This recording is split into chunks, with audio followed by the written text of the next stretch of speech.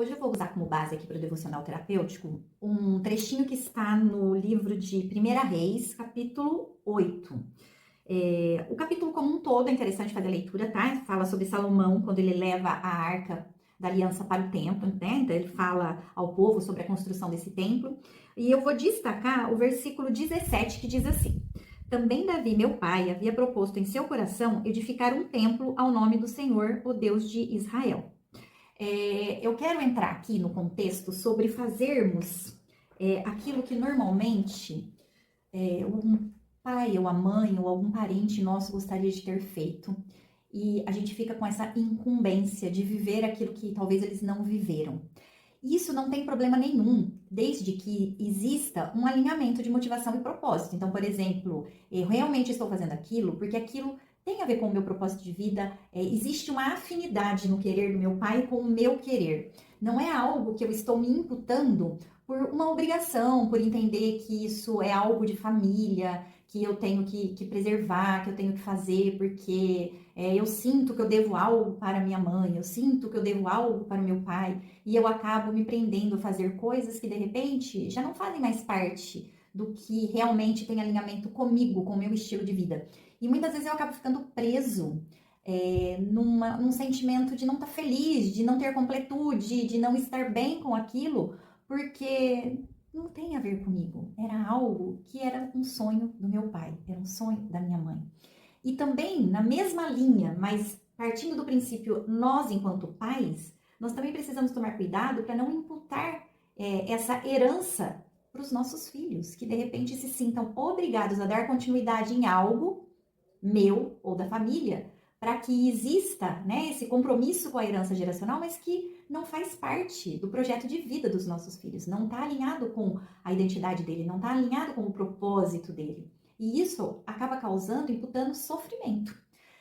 Por exemplo, que a gente vê muitas vezes filhos de médicos que se tornam médicos. Muitas vezes existem bons médicos que são filhos de outros médicos, sim, né? Aquele aprender a ver o pai, a tomar gosto por aquilo, gerar uma afinidade é possível. Porém, nós também vemos na contramão disso muitos filhos que talvez sigam a carreira dos pais por entender uma obrigatoriedade, um querer, um sonho do pai, né? Eu sonho em ver os meus filhos na mesma profissão que eu, de formarmos uma clínica juntos. E de repente, esse filho, um deles, por exemplo, entende que a medicina não tem nada a ver com ele, não é algo que ele queira, não é algo que ele gosta. Uma profissão completamente diferente fazia parte dele. Então, nós precisamos tomar muito cuidado para não carregar essas motivações que não são nossas. Olhar para isso, entender e assumir isso é muito importante, porque a gente precisa realmente saber qual é o nosso propósito de vida e entender como startá-los em nossa vida. E às vezes a gente às vezes não, a gente toda a vida precisa aprender a falar não para aquilo que não nos pertence. Em amor, um não em amor, muito bem explicado. Por mais que gere, num momento, algo assim que pode machucar a outra pessoa e a gente não quer, né, ferir quem a gente ama, mas muitas vezes se faz necessário. Porque por um momento eu vou ter esse conflito, esse enfrentamento, mas isso uma hora cessa. Esse pai vai entender quando ele vê esse filho seguindo a carreira dele, o destino dele. Destino aqui, vamos dizer, o propósito dele, né? A missão dele, e trazendo alegria, felicidade, completude, e mesmo que isso por algum momento causou uma certa insatisfação nele. A gente precisa tomar muito cuidado com isso. Eu vou trazer hoje aqui um testemunho pessoal para vocês entenderem com relação ao que muitas vezes a gente carrega, o nosso olhar, e às vezes vem lá da infância. Tudo bem, muitas vezes quando se fala de profissão, a gente vai entender que é algo que vai entrar mais na nossa vida, por mais que o pai venha falando desde a infância, mas vai entrar na nossa vida já numa fase mais da adolescência, da escolha das profissões. Mas olha para vocês verem como o exemplo infantil também é verdadeiro, e isso provoca muitas vezes reflexos na vida adulta. A minha mãe, ela tinha um sonho de tocar piano. Ela passava na frente de um lugar que dava aula de piano quando ela era criança e ela sentava na calçada para ouvir. Ela amava aquilo, era o sonho dela, era o desejo dela. E quando ela arriscou pedir para minha avó para estudar piano, a minha avó apontou a pia cheia de louça e disse para ela: "Tá ali o seu piano, vai tocar."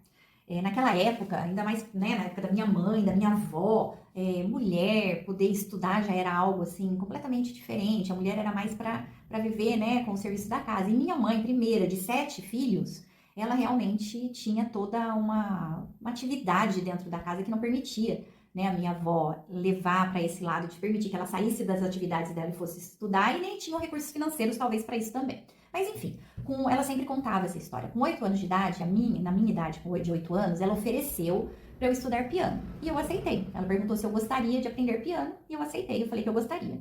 E aí eu fui, comecei nem era alfabetizada na época, né? Eu estava começando a alfabetização, então eu fui aprender piano, não eram nem com notas musicais, eram desenhos, mas enfim. Eu estudei piano até os meus 16 anos de idade. Com 16 anos, eu entendi que eu não queria mais, por vários fatores, inúmeros, vou citar alguns. Peguei uma professora que estava eu fazia piano clássico, eu estava na preparação para o conservatório, e eu peguei uma professora que ela batia na minha mão quando eu errava alguma nota. Quando eu errava alguma coisa, ela simplesmente batia na minha mão, chamava minha atenção. E aos 16 anos, na adolescência, você querendo fazer um monte de coisa, você vai para um lugar onde uma professora bate na sua mão, a primeira coisa que você quer é não ir mais. Segundo, eu estava começando a namorar, então eu queria sair, ter mais tempo pro namoro, eu queria sair com os meus amigos, e eu ficava muito tempo, na minha mente, tá? Presa nos estudos do piano. Eu precisava fazer, às vezes, 7, 8 horas de estudo. Então eu ia pra escola de manhã, chegava em casa à tarde e estudar piano. Nessa fase dos 16 anos, eu já estava naquela fase de trabalhar, eu tinha começado a trabalhar e eu estava estudando à noite. Então, o pouco tempo que me restava, principalmente nos finais de semana, era para sentar na frente do piano e estudar. E eu não quis mais. E eu tinha isso comigo, de querer parar, mas era muito difícil para mim parar, porque eu sentia a todo momento que eu magoaria a minha mãe. E depois tem toda uma história, que eu não vou nem entrar aqui, se alguém tiver interesse e quiser me perguntar como que isso desmembrou, pode me perguntar no privado, mas assim, foi uma batalha interna muito grande para mim e foi muito difícil. Eu tive reflexos de depressão mais à frente na minha vida, lá por volta dos 19 anos, um dos motivos era o sentimento de estar decepcionando a minha mãe, porque depois eu fui vender esse piano, que era um presente que ela tinha me dado. Então tem todo um contexto de desapontar a minha mãe com relação ao sonho que era dela. Para eu me desvencilhar desse sonho que não era o meu, não tinha afinidade comigo, eu precisei passar por um processo que para mim foi bem difícil. E detalhe, ainda existe um trauma para eu lidar nesse aspecto, pois eu nunca mais consegui tocar um piano. Eu não sei abrir um piano e tocar uma nota sequer. Mas é algo para outro capítulo, para outra parte que eu estou trabalhando e a gente, num outro momento, entra nisso. Mas o que eu quero deixar o alerta aqui hoje é: visite-se. Note se você não está fazendo algo que não faz parte do seu propósito, que te imputa sofrimento por conta de uma herança familiar ou de algo que foi depositado de expectativa em você. Se isso estiver acontecendo, busque ajuda para você conseguir viver o livre, o lindo, o belo de tudo aquilo que tem depositado para você, mas não depositado por expectativa humana, mas depositado na sua história quando Deus escreveu o seu propósito de vida. Viver o sonho de alguém, ou a expectativa que alguém colocou, né, sobre a sua vida, sobre a sua história, pode ser algo positivo? Pode, se fizer parte do seu propósito. Quando a gente vive as nossas coisas com propósito, significa que mesmo durante as dificuldades, durante a turbulência do dia a dia, então, por exemplo, falando de trabalho, que mesmo durante toda aquela situação difícil do dia a dia, de corre-corre, de ter que usar a cabeça às vezes e a criatividade não está ativa, não importa a dificuldade que você está passando com relação ao trabalho, mas você ainda assim tem motivação e alegria porque você está fazendo algo que está dentro do seu propósito, mesmo passando pelas turbulências. Você acaba sentindo leveza e paz. O medo que a gente tem de decepcionar as pessoas pode fazer a gente viver uma história que não é nossa. E isso sim vai trazer uns sentimentos de peso, sentimentos de inadequação, falta de pertencimento, procrastinação, prostração, tristeza profunda que pode se tornar uma depressão, síndrome do pânico, crise de ansiedade, que isso pode evoluir para burnout, enfim, né? Tem muita coisa que pode acontecer com a gente quando vivemos algo que não é para nós, que não faz parte do nosso propósito, né? Então, assim, se eu tiver que deixar um conselho aqui para isso, uma comunicação clara. Vamos supor que estamos falando de jovens, né? Eu vou continuar nesse tema para poder ficar na pegada do outro vídeo. Quando alguém está depositando em você, por exemplo, jovens, quando estão naquela fase de escolher profissão e tudo mais, se estão depositando em você algo que você entende que não é seu, uma comunicação clara e objetiva é primordial, sabe? Sentar com a pessoa e entender, e conversar, e dizer. Vamos voltar lá, por exemplo, do piano. Eu gostava de tocar piano, não era ruim, é algo muito lindo, eu gostei, eu aproveitei, mas eu não sentia que aquilo era, pra mim, o como e o quanto a minha mãe esperava. Na visão da minha mãe, eu seria, sim, uma pianista, uma professora de piano, algo que fazia parte do sonho dela. Então, ela me visualizava naquilo. Tinha algo de errado? Não, não tinha algo de errado. Porém, não conectava com aquilo que era o meu propósito, que eu sentia que era para minha vida. E eu ficava naquilo, naquele embate comigo mesma. Era uma luta, era uma briga. Não existia mais prazer em sentar no piano e tocar, porque eu gostava simplesmente de tocar. Todas as vezes que eu sentava no banco do piano e que eu sentava para tocar, eu sentia aquela expectativa depositada em mim e que eu não correspondia mais.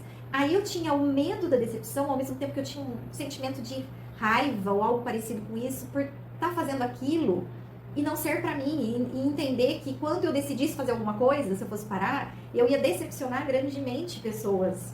E que pessoas viriam pra me perguntar, pra falar, enfim. Lembra, ó, aquela preocupação com o outro, com o outro, com o outro, né? Isso daí a gente precisa, inclusive, tratar em terapia. Então, assim, tenha uma conexão com a pessoa que depositou algo em você, porque se você recebeu o depósito de alguém, dos sonhos de alguém na sua vida, é alguém que você tem grande conexão.